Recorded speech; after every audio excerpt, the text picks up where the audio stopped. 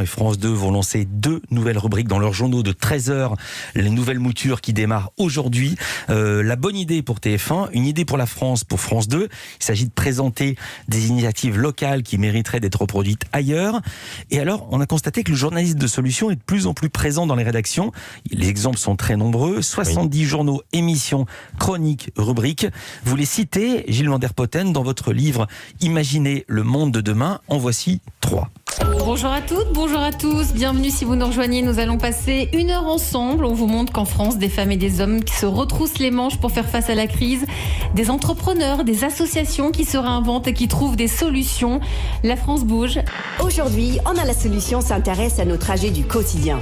Nous irons à la rencontre de Français qui ont trouvé des solutions pour rendre nos transports plus verts. Dans l'Ain, les habitants de Journon se sont retroussés les manches pour venir en aide à un voisin privé de sa voiture. Ils ont mis au point leur propre réseau de transport rural. Comme tous les lundis, SOS Village, de l'intérêt pour le commerce en milieu rural notamment. On cherche toujours à éviter la disparition de milliers de commerces.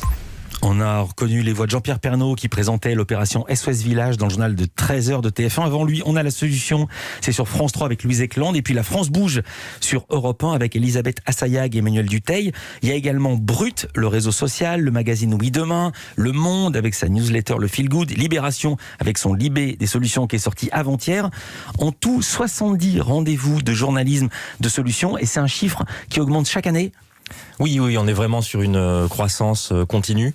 Il y a 15 ans, quand on a lancé l'idée, c'était un peu un journaliste de boy scout, tout le monde n'était pas à l'aise. Et puis on a montré avec certaines expérimentations, avec Ouest France, avec Libé, avec Nice Matin et d'autres, avec Europe 1 sans doute, que ça pouvait être du journalisme sérieux, sur des initiatives crédibles, et que il y avait des bénéfices. Ça pouvait être, tout bénef pour tout le monde.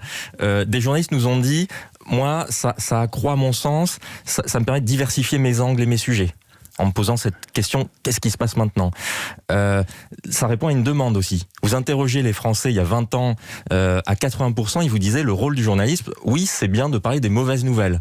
Aujourd'hui, vous avez France TV qui fait une grande enquête, Ma Télé, Ma Radio Demain. Vous avez 82% des gens qui demandent des initiatives positives. Donc ça s'est inversé complètement.